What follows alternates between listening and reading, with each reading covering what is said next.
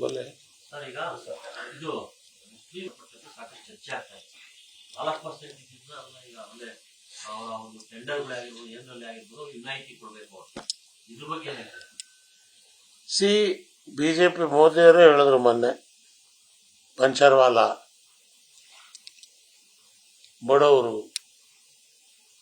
ಆ ಬಡವರು ಒಂದು ಕಾಂಟ್ರಾಕ್ಟರ್ ಆಗೋದಕ್ಕೆ ಯಾಕೆ ಇವರಿಗೆ ಇಚ್ಛೆ ಇಲ್ಲ?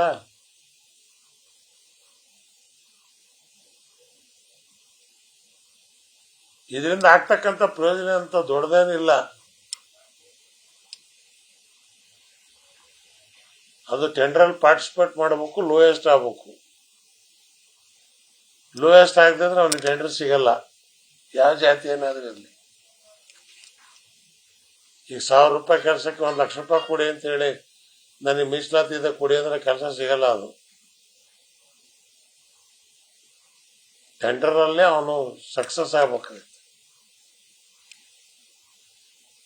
ಆಮೇಲೆ ಹಿಂದೆ ಕೂಡ ಇದು ದಲಿತರಿಗೂ ಮಾಡಿದ್ದಾರೆ.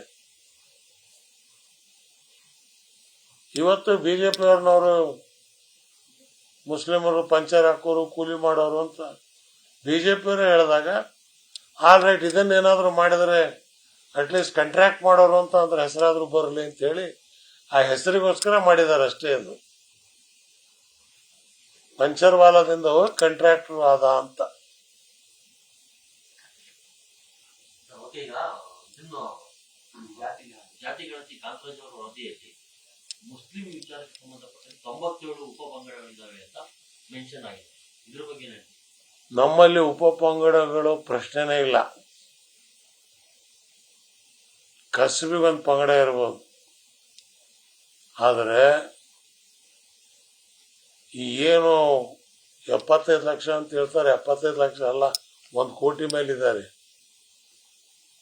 ಈ 1 ಕೋಟಿ ಮುಸ್ಲಿಮರಲ್ಲಿ ಯಾವುದೇ ವಿಧವಾದಂಥ ಅಸಮಾನತೆ ಇಲ್ಲ. ಅವ್ರು ಇವ್ರ ಮಗಳಿಗೆ ಕೊಡ್ಬೋದು, ಇವ್ರು ಅವ್ರ ಮಗಳಿಗೆ ಕೊಡ್ಬೋದು. ಒಂದೇ ಮಸೀದಿ, ಒಂದೇ ನಮಾಜಿ, ಒಂದೇ ದೇವರು. ಇವನು ಈ ಜಾತಿ ಅಲ್ಲಿ ಹೋಗು, ಈ ಜಾತಿ ಇಲ್ಲ. ಒಂದ್ಸಲ ಅವನು ಮುಸ್ಲಿಂ ಆದ ಅಂತ ಹೇಳಿದ್ರೆ ಪಂಗಡ ಅವನು ಕಸಬಿಗಿರ್ಬೋದು, ಆದ್ರೆ ಧರ್ಮದಲ್ಲಿ ಆ ಪಂಗಡ ಇಲ್ಲ. ವರದಿ ಬಗ್ಗೆ ನಿಮ್ಮ ಅನಿಸಿಕೆ ಸರ್? ನೀವು ಒಪ್ತೀರಾ ಈ ವರದಿ? ಯಾವುದು ಇದು? ಯಾಕೆ ಇಷ್ಟು ತಲೆ ಕೆಡಿಸ್ಕೊಂಡಿದ್ದಾರೆ ಬೇರೆಯವರು ಅಂತ ನನಗೆ ಅರ್ಥವಾಗ್ತಾ ಇಲ್ಲ. ಯಾರ ಜನಸಂಖ್ಯೆ ಎಷ್ಟಿದೆ ಅಂತ ಹೇಳಿ ಗೊತ್ತಾದ್ರೆ ಯಾಕೆ ಅಷ್ಟು ತಲೆ ಕೆಡಿಸ್ಕೋಬೇಕು? ತಲೆ ಕೆಡಿಸ್ಕೋಬೇಕಾದ ಅವಶ್ಯಕತೆ ಇಲ್ಲ. ಇದ್ರಲ್ಲಿ ಯಾರಿಗೇನು ನುಕ್ಸಾನ್, ಏನ್ ಫಾಯ್ದೆ ಆಕತ್ತೆ? ಏನಾದ್ರೂ ರಿಸರ್ವೇಶನ್ ಇದೆಯಾ? ಇವ್ರಿಷ್ಟು ಪರ್ಸೆಂಟ್ ಇದ್ದಾರೆ ಅಂತ ಅಸೆಂಬ್ಲಿಲಿ ಸೀಟ್ ಏನಾದ್ರು ಕೊಡ್ತಾ ಇದಾರ? ಇಲ್ಲ.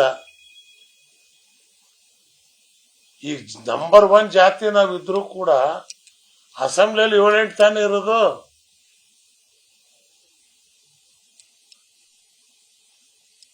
ಏನಾದ್ರೂ ದಲಿತರಿಗೆ ಮಾಡ್ದಂಗೆ ಪ್ರತ್ಯೇಕ ರಿಸರ್ವೇಶನ್ ಏನಾದ್ರು ಇದೆಯಾ?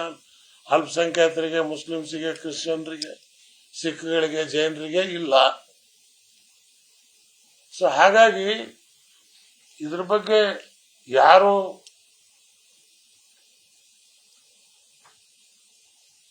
ಆತಂಕ ಪಡಬೇಕಾದಂತ ಅವಶ್ಯಕತೆ ಇಲ್ಲ. ಅಲ್ಪಸಂಖ್ಯಾತರಿಂದ ತೆಗೆದು ಬಹುಸಂಖ್ಯಾತರನ್ನಾಗಿ ಮಾಡಿ ಮುಸ್ಲಿಂ ಅಂತ ಒತ್ತಡ ಇದೆ. ಏನಾಯ್ತು? ಮಾಡಿದ್ರೆ ಏನಾಯ್ತು? ಅವ್ನು ಹೋಗಿ ಸಿಂಹಾಸದ ಮೇಲೆ ಕೂರ್ತಾನ?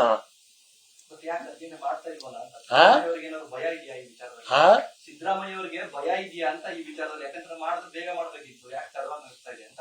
ಅಲ್ಲ, ಯಾವುದೇ ಕಾನೂನು ಮಾಡ್ಬೇಕಾದ್ರೂ ಕೂಡ ಸಾಧಕ ಬಾಧಕಗಳನ್ನ ನೋಡಿ ಮಾಡಬೇಕು. ಈಗ ವರದಿಯನ್ನು ಕೊಟ್ಟಿದ್ದಾರೆ. ಸಿದ್ದರಾಮಯ್ಯನವರಿಗೆ ಕಾಂಗ್ರೆಸ್ ಪಕ್ಷನೇ ಹೇಳುತ್ತೆ, ಕಾಂಗ್ರೆಸ್ ಪಕ್ಷದ ನಿಲುವೇ ಅದು, ನಾವು ಜನಗಣತಿಯನ್ನು ಮಾಡ್ತೀವಿ. ಯಾವ ಜನ ಎಷ್ಟಿದ್ದಾರೆ ಅಂತ ಹೇಳಿದ್ರೆ ಎಣಿಸಿದ್ರೆ ತಪ್ಪೇನ್ರಿ? ಅವ್ರ ಜಾತಿ ಜನಗಣತಿ ಮಾತ್ರ ಮಾಡಲಿಲ್ಲ, ಆರ್ಥಿಕವಾದಂತ, ಶೈಕ್ಷಣಿಕವಾದಂತ ಜನಗಣತಿಯನ್ನು ಕೂಡ ಮಾಡಿದ್ದಾರೆ. ಆರ್ಥಿಕವಾದಂತ, ಶೈಕ್ಷಣಿಕವಾದಂತ ಜನಗಣತಿಯಲ್ಲಿ ಅಲ್ಪಸಂಖ್ಯಾತರು ತುಂಬಾ ಕೀಳ್ಮಟ್ಟದಲ್ಲಿದ್ದಾರೆ ಅಂತ ಹೇಳಿದ್ರೆ ಸರ್ಕಾರದ ಜವಾಬ್ದಾರಿ ಅವರನ್ನ ಸರಿಸಮಾನತೆಗೆ ತರ್ತಕ್ಕಂಥದ್ದು. ಅದು ಸಂವಿಧಾನ ಹೇಳುತ್ತೆ. ಆದ್ರೆ ಪಕ್ಷಾತೀತವಾಗಿ ಲಿಂಗಾಯತರು ಮತ್ತೆ ಒಕ್ಕಲಿಗರ ಸಚಿವರು ಕೂಡ ಅವರ ನಾಯಕರು ಕೂಡ ಇದಕ್ಕೆ ವಿರೋಧವನ್ನು ವ್ಯಕ್ತಪಡಿಸ್ತಾ ಇದ್ದಾರೆ.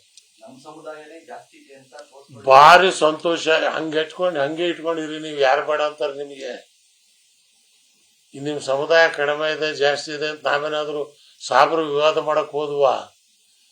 ಅಥವಾ ನಮ್ಮ ಸಮುದಾಯ ಜಾಸ್ತಿ ಇದೆ ನಮ್ಮ ವಿಧಾನಸೌಧ ಬಿಟ್ಕೊಡಿ ಅಂತ ಹೋದ್ವಾ ನಾವು? ಇಲ್ಲ. ಸಮುದಾಯದ ಸ್ಥಿತಿ ಏನಿದೆ, ಎಷ್ಟಿದ್ದಾರೆ ಅಂತ ಹೇಳಿದ್ದಾರೆ. ನನಗೆ ಮಕ್ಕಳು ಎಷ್ಟಿದ್ದಾರೆ ಅಂತ ಹೇಳಿ ಕೇಳಿ ಜಾಸ್ತಿ ಇದ್ದಾರೆ ಅಂತ ಹೇಳಿ ಹೊಟ್ಟೆ ಕಿಚ್ಬಿಟ್ರೆ ನಾನೇನ್ ಮಾಡ್ಲಿ? ಹ ಈಗ ನನಗೆ ನಾವು 9 ಜನ ಮಕ್ಕಳಿದಾವೆ. ಯಾಕೆ ಇಷ್ಟು ಮಕ್ಕಳು? ಅದು ಇಬ್ರಾಹಿಂ ನಮ್ಗೆ ಯಾಕಿಲ್ಲ ಅಂದ್ರೆ ನಾನೇನ್ ಮಾಡ್ಲಿ? ಅದಕ್ಕೆ ಒಳ್ಳೆ ಕತೆ ಐತಲ್ಲ.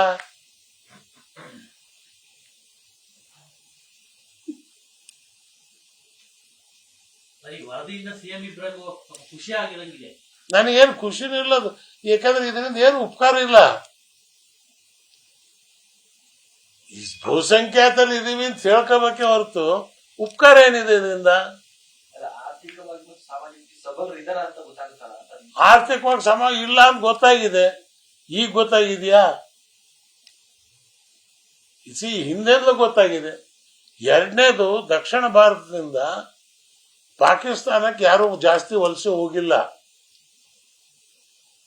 ಕರ್ನಾಟಕದಿಂದ ಅಂತೂ ನಾಟ್ ಇವನ್ ಸಿಂಗಲ್ 1% ಹೋಗಿಲ್ಲ. ಇಲ್ಲಿರೋರು ಇಲ್ಲೇ ಇದ್ದಾರೆ.